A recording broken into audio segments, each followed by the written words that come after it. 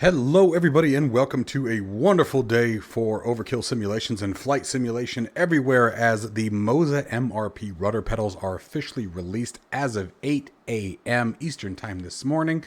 And so today I can finally release the information that I have about this product. We're going to go through the full unboxing, guys. We're going to talk about the configuration options. We're going to even talk about the damper that comes with the product, that is available for the product. And we're going to talk about the overall feel and operation of these amazing rudder pedals. It is nice to see the competition for rudder pedals increasing and expanding. It is definitely something that is needed, and MOZA has definitely hit this one out of the park once again. So stick around to find out more about the MOZA MRP Rudder Pedals. One app designed to do it all. Hanger Control brings everything together: control bindings, hardware configuration, mod and profile management, application launching, add-ons, config files, and more, all managed from a single application. Mods Hanger goes beyond just mods and add-ons. It manages profiles, config files, text files, backups, snapshots, and helps keep your community folders clean and organized. Application Hanger launches your entire sim stack with a single click. Your Stream Decks are fully controlled through the Hanger Control plugin, while all of your other Stream Deck plugins remain active and available. Built by a simmer for simmers, Hanger Control adds new features and hardware support every week based on community feedback. It's a one-time purchase with lifetime updates, no subscriptions. You can try it for free for 5 days with no restrictions at overkillsimulations.com. Just create an account, head to your account page, download the latest version, and get started. And if you're looking for in-depth Microsoft Flight Simulator aircraft tutorials, check out my Patreon site. Links to Hanger Control and Patreon are down in the description below. All right, folks, let's let the games begin here. So obviously first you have documentation here. We're going to go through the unboxing first. Your rudder pedal feet rests.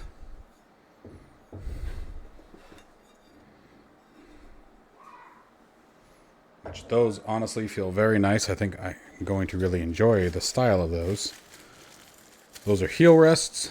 We're going to just set those aside for now. Tools and hardware. Cable for connection. The other heel rest. What do we have here? And another cable. I imagine that these allow linking with the MOZA interface. Make sure we didn't miss anything. Nope, that crate is clear. All right, give that a toss, and here they are. Yo, shoot. You are not going to have to worry about weight. Oh, man. I am like Arnold. I lift with one hand. All right. Let's see here. What's going to be the best way to get into these guys? Looks like...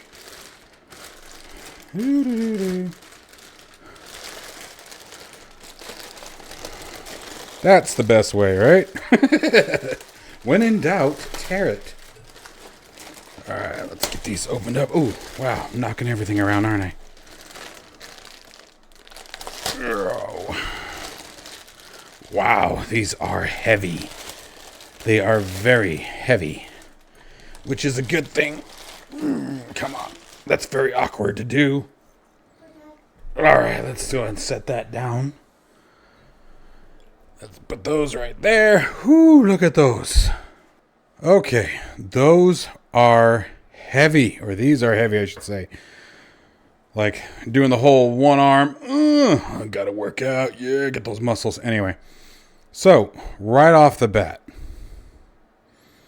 they feel extremely smooth. Extremely smooth. Now, the only thing that I'll admit that I don't like, and Virpil does something similar with theirs. So, there's a couple things here. I think I would have rather had seen these springs in the back. Just you're less likely to, get something caught on it or whatever. But, I mean, your foot, your toe. At the same token, if your toe's right there, you're using them wrong. So, that be said. But as someone who's real big on trying to keep his hardware clean, the one thing I don't like that Virpil and MOZA are going with this open base style. It'd be nice if they had a way to close it, maybe even some, those brush hairs or whatever that come down. So I'm going to say right now, just because it's a pet peeve of mine, again, for those who don't know, I have some OCD issues when it comes to dust and things. Don't worry, I'm not like, as good as it gets, if you guys have ever seen that movie, but it definitely bothers me. So it would have been nice to see a closed platform, but the build quality already, I can tell you, is insane. I mean, these things are heavy, although, interesting enough, there's a screw right there, and that is magnetic. So we're going to have to see where that comes, but you have some pitch options right here.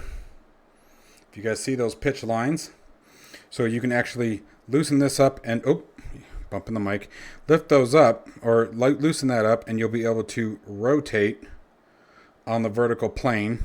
If you want a more vertical set, right now they are in their most lateral position, I guess, or most level position. But it looks like there's also a bunch of tension adjustments here that are on both sides of it. So you got springs down in here. The tension is very, very good. I mean, I'm really having to push with my hand. So when it comes to your foot action, that's going to be very, very nice. It's going to be very, very clean. Let's turn it around for a second. Time for that muscle lift again. Okay. So as far as connection points, you have two options, and that's why the two cables. You can go direct USB, or you can connect like they have with the MOZA ecosystem, where one device can connect to another, and you can sort of daisy chain them. So that makes that actually very, very nice. Okay, so we're going to start assembling. We're going to take the top of the toe rest, okay, and there's 3 holes right here, and there's matching 1, 2, 3 holes on side. Okay, now the track sits inside here, so it just sort of sits.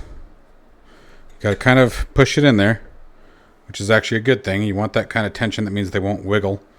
Okay, so I'm going to get these onto both sides. You just take the included screws. You don't need, it comes with plastic bushings as well. The plastic bushings are not used for this part. Okay, but we're going to take the number 4 screws, okay, the smaller ones that attach here into the pedals. So I'm going to go ahead and get both the top pedals on, and then I'm going to rinse and repeat for the heel rest as well. Heel rest, it's going to be the same game. Okay, you can see here. Let me scoot that forward a little bit. There we go. And just sort of locks into place. It's got grooving that matches the imprint here. There's a lip. And so we're just going to set it there, and it will sit into place. You'll know because you'll feel it as you try to bring it down. You'll see it, and then the holes will align. And just real quick on the heel rests are going to take the longer screws. So you need 4, let's try it again, 4 small ones for the sides, two of the longer ones for the heel rests for each pedal. All right, I'm going to get those put on. Last tip for anyone interested, it is 2.5 for the Allen key. All right, so that covers the installation. The pedals and the heel rest and the toe rest are on. I do recommend when you guys put these 4 screws in here, there's 2 on this side, 2 on the other side, remember. Don't tighten any of them until you have all 4 in and threaded. So do just a couple threads just to make sure they're going to stay there. Get all 4 of them in, then come back in and tighten them. Because they are metal on metal, if you do not have them just right, and if you don't give a little room to wiggle, okay, because they're not plastic, they're not going to reshape, they're not going to form, it's not going to stretch or bend or anything like that. So you want to make sure that you get them all really well aligned first, then tighten them all up. That's the only thing. The bottom, the heel rest, that was fine. They went right in. But I did find that the bottom ones were a little finicky at times. I had to fight with them a little bit, and I use that word loosely, fight. It was just a matter of exactly what I told you. Keep all 4 loose, and then get them all in, and then tighten them up. And that'll make that process significantly easier. Okay, so now let's talk about another feature that comes with this particular device, and that is these guys right here. You can essentially change the axis range, okay, by turning each of these either clockwise or counterclockwise. It will literally change the rotational ability of the axis, okay? So if we turn these counterclockwise, it will open them up and allow further yaw range of motion. If we turn them counter or clockwise so they go inward, it will then restrict the motion. So you do have that ability. Now, I played around with it for a little bit. I actually wanted it right about where it is. I decided not to mess with it. It's got perfect range of motion. Out of the box, you guys can see it is very similar to the Virpil Ace rudder pedals, which I have been using for a very long time. So that's going to be a big comparison here. Last thing I want to talk about before we get them down on the floor, get them plugged in and try them out, is the footrest. The footrest can be removed, which allows these holes then to be used for profile mounting. Whether you're mounting them to a base, top, like a home cockpit build, or a profile system, such as, with the, what's the word I'm looking for? Gosh, I can't think of it right now. I can't think of the damn names of them, and I was just using them the other day, where you have the channels. Anyway, if you want to mount them to your plate or to your cockpit, you can remove the feet and do so. But honestly, I don't know that I would. These are so heavy. They are definitely a lot heavier than the Virpils, in case you guys are wondering for that comparison. Now, the last thing we were talking about, connection. Once again, you have two connection options. Transit allows you to plug these into something like the AB9, where the AB9, for example, supports the MTP throttle, the MRP rudder pedals, and I think there's something else that I'm missing, so forgive me if I missed that. But basically, you can daisy chain everything into the AB9 as an example, and then the only plug that goes into your PC would be from the AB9 to the PC. Or you can do direct connection, which is what we're going to do today. Okay, but it does show this in the instructions as well. If you guys are interested, the instructions do show the use of the AB9 and the different ports it has and how you would use that. And that's where that other cable would come into play. So let's grab those for a second. So here it is right here. This cable right here is what would plug into here and then go from here to something like the AB9, and then it would connect through the MOZA software. Okay. But as we are not doing that particular piece today, we're going to be going directly to the PC. So we're just going to be using the standard connector. I think I dropped. Now I do like that they made this rather long. This looks like probably about 6 feet at least. Sometimes with rudder pedals, I wish they'd make them a little longer, but that's okay. So that's just going to go in there. And then this goes to your hub. And then we'll start up with the MOZA software and see what the options are in the software. Now, according to the documentation, these come pre-calibrated, and as long as there wasn't any kind of change to the magnetic field around them, that should have been maintained. So we're going to try them in their default configuration. We're just going to load up Microsoft Flight Simulator, and then if a calibration is necessary, I'll show you guys where to do that. But any calibration software should work, whether it be in Windows or the MOZA Pit software, or, like for example, for me, for hanger control. All right, so let's go ahead and get these set up. All right, guys, so now we are in the software. You can see they're down here, ready to go. And for the MOZA cockpit software, very simple, gives you different access tuning options. And again, if you need to calibrate, you can. We're going to try without. Now, inside of Microsoft Flight Simulator, we're going to be using hanger control. If you guys are interested in checking this out, you can go to overkillsimulations.com, and we're going to bind them and set them up. So I'm going to go into my control bindings here. I'm going to go to choose devices. There's our MOZA pedals. I'm going to hit save changes here. And let's get these guys bound. So there's our rudder pedal. Okay, and you can see they don't move on carpet at the very least. Like I said, these things are heavy. So far, I have left the pedals in their default position. I kind of like them right where they're at. Damn, my shoes are dirty. Holy crap. Anyway, these are my play shoes. Like you guys care. And we're going to add an event here. Now let's go. Oh, wait. Hang on a second. I need to go back and start our server so it connects to the Microsoft Flight Simulator. There we go. Let's come back in here. Now let's go to bind. We're going to go to add. Sim connect. Pick. Let's look for rudders. And we want axis rudder set. We're going to hit OK. Use axis range, the full. We're going to hit save. And they do need to be inverted, which is very common with rudder pedals. My Virpils were the same way. So we're going to go into Axis Tune and just invert those. Hit save. There we go. Beautiful. And they work nice and smooth. Those are really smooth. So the smallest, look at that. That's just me resting my foot. All the way through. No stuttering, no nothing. That's very clean. Very nice. Okay, and let's set our brake axis now. So there's the left toe brake. Go to Sim Connect again, pick. This one we're just going to do, not bark.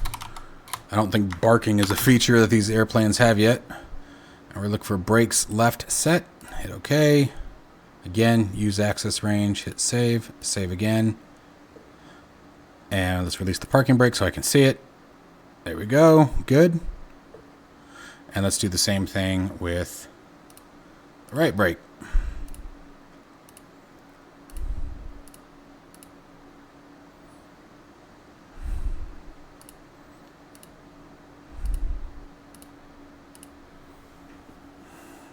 All right. And now let's just drive them around for a minute, shall we? Very smooth. And then the wiggling, even on the center, is not bad at all. So, I mean, the fact that it picks up every movement is extremely realistic. These are very nice. Holy crap, these are nice. Very, very well done. Virpil, watch out. I'm comparing them to Virpil as I did earlier, simply because from the design to the look, they're the most similar. Sorry guys, had to cough.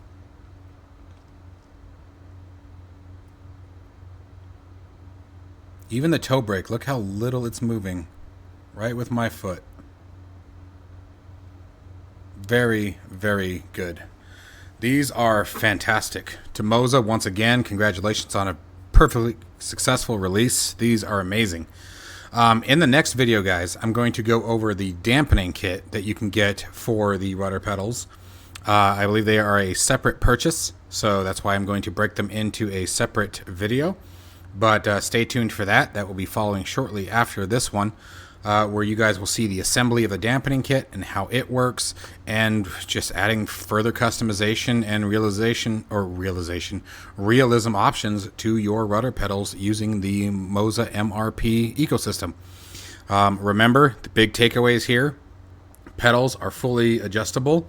You can remove the heel plate if you want. You can remove whatever you want, essentially. You can change the tension on the springs. You can change the actual rotation on the Z-axis if you want. You can tighten it or open it up if you want more or less rotation here.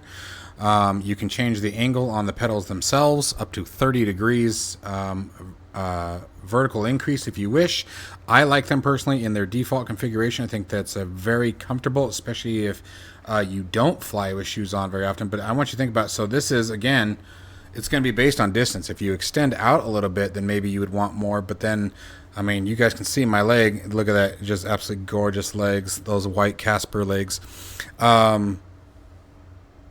Any kind of vertical, I mean, 30 degrees more. This is at their default 30 degrees. You're going to be like way up here. So it really depends on what you're going for and what angle you have them at. If anything, I do wish that you could actually bring them down just a hair, you know, maybe something like this. But I think the default is probably going to be the most commonly used. I mean, I think they're very, very nice in this. If you wanted the 30, you're going to be using them more like what you would see here, where your feet are actually down on the floor, and you're using them more like this, and then come up as a toe brake. Now, that would be far more realistic. There is some accuracy to that, right? You know, in a real Cessna or a real aircraft, they're going to be just like this. I mean, if we look down on the aircraft, your heels are going to be down here. Your toes are going to be up here pushing against it until you come up and need the toe brake, right? And I believe that's just to prevent inadvertent depression of the toe brake. You know, doing that while you're on your takeoff roll, I've heard can be a bad thing. But anyways, as always, guys, leave your comments and thoughts down below. Stay safe and healthy, and I shall see you in the next one.